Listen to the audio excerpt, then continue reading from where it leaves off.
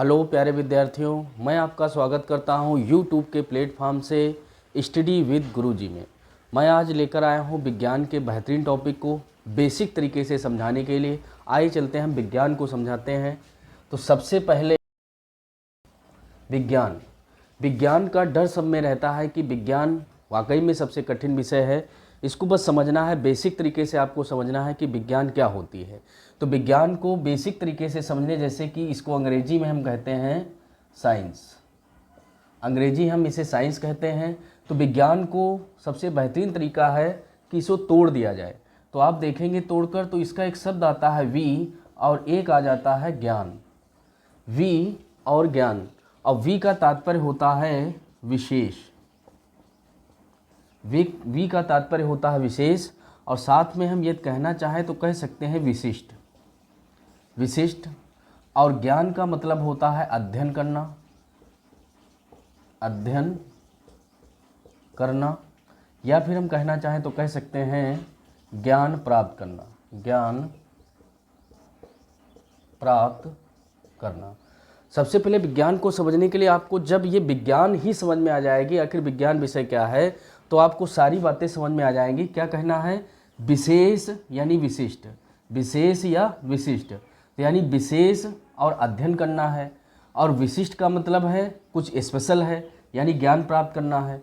तो कहने का तात्पर्य होता है जब हम विशिष्ट ज्ञान प्राप्त करते हैं तो उसी को हम कहते हैं विज्ञान। और इसको शुद्ध रूप में हम कहना चाहें तो हम कहेंगे विज्ञान क्या है? क्रमबद्ध अध्ययन जब हम करते हैं, सुव्यवस्थित ज्ञान प्राप्त करते हैं, उसे विज्ञान कहते हैं।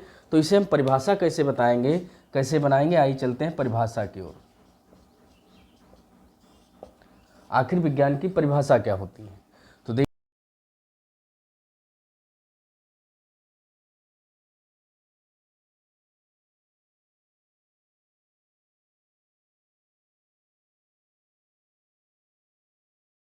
तो प्यारे बच्चों, आप समझ गए होंगे कि विज्ञान क्या होता है। जब हम विशिष्ट ज्ञान को कुछ क्रमबद्ध तरीके से, व्यवस्थित तरीके से उसको प्राप्त करते हैं, वही विज्ञान होता है। विज्ञान कोई ऐसा नहीं है, हवा नहीं है, कोई ऐसी बहुत डेंजर चीज़ नहीं जो आपको समझ में नहीं आएगी। बस क्या करना है, क्रमबद्ध तरीके से किसी भी टॉपिक को आप क्रमबद्ध तरीके से अध्ययन करते हैं, वही विज्ञान। जैसे मैथ की हम बात करें, गणित, तो गणित भी एक विज्ञान की तरह है, उसमें भी हम क्रमबद्ध तरीके से अध्ययन करते हैं। तो सबसे पहले आप विज्ञान को समझ गए, आखिर विज्ञान क्या होती है।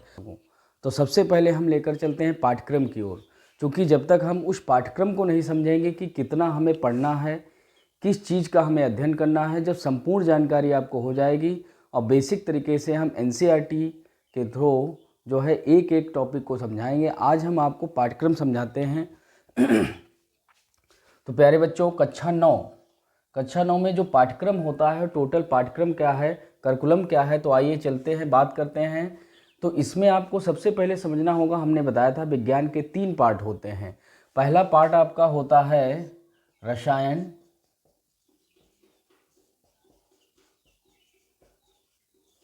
पहला रसायन विज्ञान होता है, और दूसरा आपका होता है जीव विज्ञान,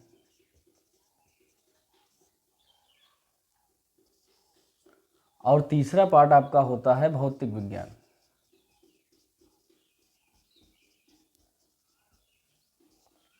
तो प्यारे बच्चों, आपको समझना होगा कि जो विज्ञान की मूल रूप से 3 शाखाएं हैं, भौतिक विज्ञान, रसायन विज्ञान, जीव विज्ञान, उसके सभी चैप्टर इसमें मिक्स हैं। उनको किस तरह आपको अध्ययन करना है, सारी चीज़ें हम बताएंगे। तो आप देखेंगे इसमें जो पहला चैप्टर आता है हमारे आसपास के पदार्थ, यानी इसमें आपको मुख्यतः पदार्थ का अध्ययन करना है। पदार्थ क्या होते हैं? पदार्थ को हम द्रव्य भी कहते हैं, अंग्रेजी में इसे हम मैटर कहते हैं। तो आइए, आपको इसमें इस जो पहला चैप्टर है इसमें आपको पढ़ना होगा मैटर, यानी पदार्थ की संरचना, उसके गुण जितने हैं वो संपूर्ण अध्ययन आपको इस चैप्टर में करना होगा। और इसी प्रकार दूसरा चैप्टर आपके सामने है, क्या हमारे आसपास के पदार्थ शुद्ध हैं, यानी हमें इसमें आपको पढ़ना होगा शुद्ध पदार्थ क्या होते हैं, शुद्ध पदार्थ और अशुद्ध पदार्थ, यानी प्योर, इनप्योर जो होते हैं मैटर, उनका अध्ययन करना होगा। और इसी के अंतर्गत आपको तत्व, मिश्रण और यौगिक का भी अध्ययन करना होगा। और यौगिक किस तरह होते हैं, यौगिक कैसे बनते हैं, वो संपूर्ण जानकारी आपको इस चैप्टर में करनी होगी। और इसी प्रकार तीसरा चैप्टर आपका है परमाणु एवं अणु। परमाणु एवं अणु, परमाणु मतलब एटम, अणु का मतलब होता मॉलिक्यूल। तो यानी परमाणु और अणु, इसकी संपूर्ण संरचना का अध्ययन, इसकी परिभाषा, ये सारी चीज़ें आपको अध्ययन इस चैप्टर में करनी है। यानी परमाणु और अणु का अध्ययन आपको चैप्टर नंबर 3 में करना है। इसी प्रकार चौथा चैप्टर होता है परमाणु की संरचना, द स्ट्रक्चर ऑफ एटम।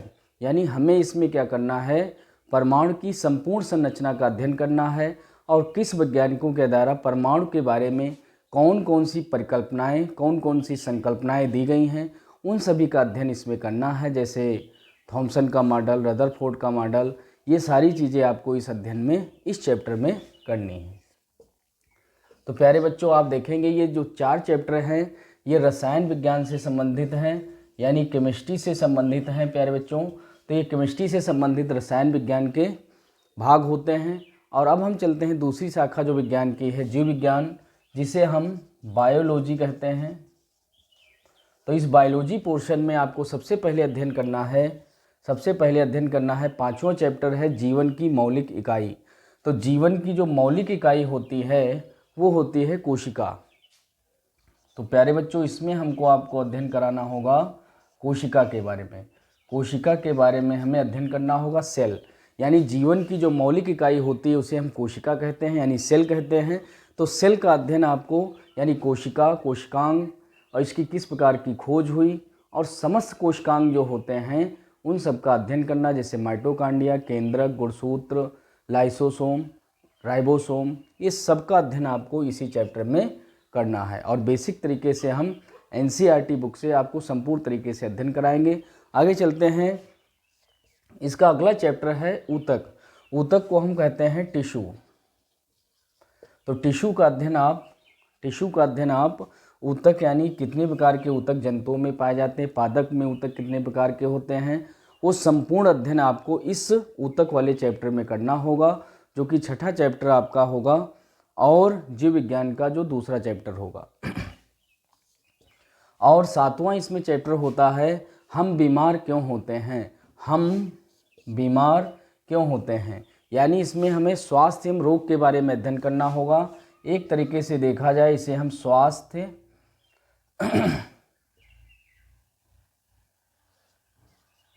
एवं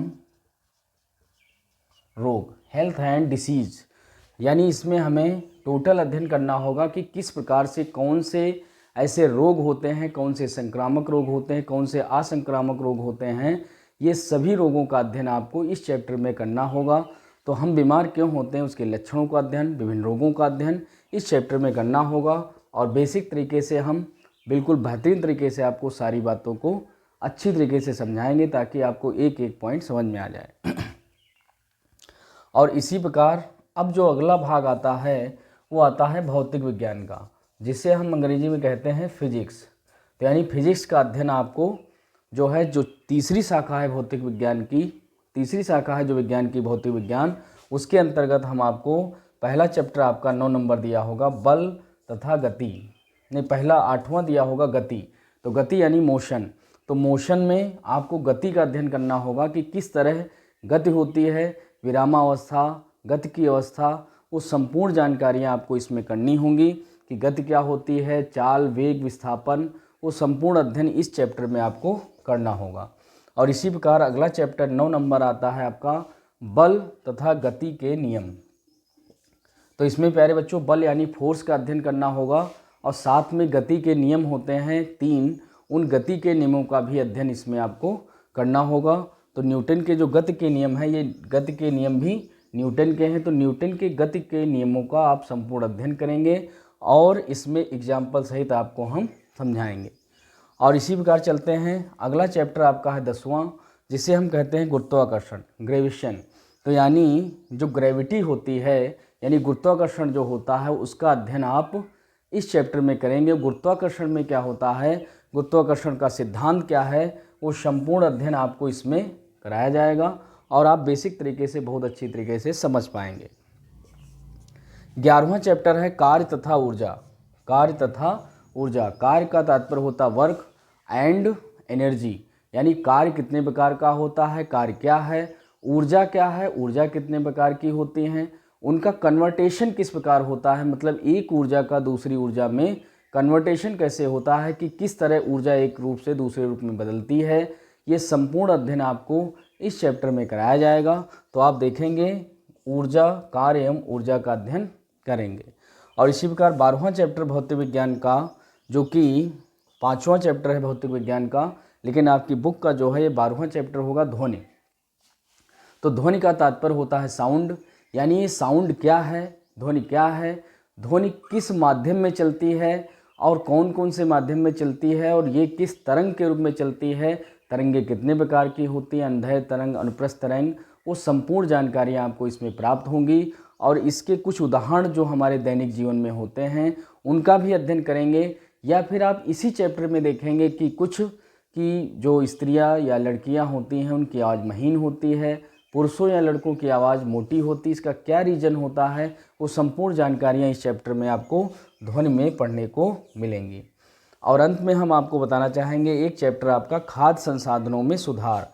खाद्य संसाधनों में सुधार यानी जो खाद्य से संबंधित सामग्रियां होती हैं उन सब का खाद्य सामग्री में किस प्रकार सुधार हो, उस संपूर्ण सुधार के तरीके इसमें बताए गए हैं, ताकि आप ये समझ सकें कि खाद्य जो संसाधन हैं उनका किस तरह से हम सही उपयोग कर सकें, संपोषणी विकास कर पाएँ, और जो हम कम समय में अधिक उत्पादन कर पाएँ और शुद्ध होना चाहिए। ये सब कुछ सुधार हम इस चैप्टर में पढ़ेंगे, जो कि एक पर्यावरण से संबंधित, या आप ऐसा भी कह सकते हैं ये जीव विज्ञान का ही एक भाग होता है। तो इस प्रकार टोटल चैप्टर आपको इतने पढ़ने होंगे। तो प्यारे बच्चों, आप इतना यहाँ तक आपने पाठ्यक्रम का संपूर्ण अध्ययन कर लिया है, और अब हम बारी बारी से चैप्टर जो आपके जीव विज्ञान, रसायन विज्ञान, भौतिक विज्ञान के हैं उनको क्रम से अध्ययन कराएंगे। हमारे चैनल पर बने रहना, और अगर ये आपको बातें अच्छी लगती हैं तो वीडियो को शेयर करिए और एक लाइक हमें ऊर्जा के रूप में ज़रूर प्रदान करिए, और वीडियो को शेयर कर दीजिए ताकि जो अन्य बच्चे जो पढ़ने योग्य हैं वो इसको सही तरीके से उसका अध्ययन कर पाएँ, और हम बेसिक तरीके से आपको संपूर्ण जानकारियाँ प्रदान करेंगे। यहाँ तक आपने वॉच किया उसके लिए धन्यवाद। जय हिंद, जय भारत।